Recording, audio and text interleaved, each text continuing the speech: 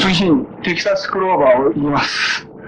ガードの状態で、相手の足を一本中に入れてやります。で、膝の裏から出して、一本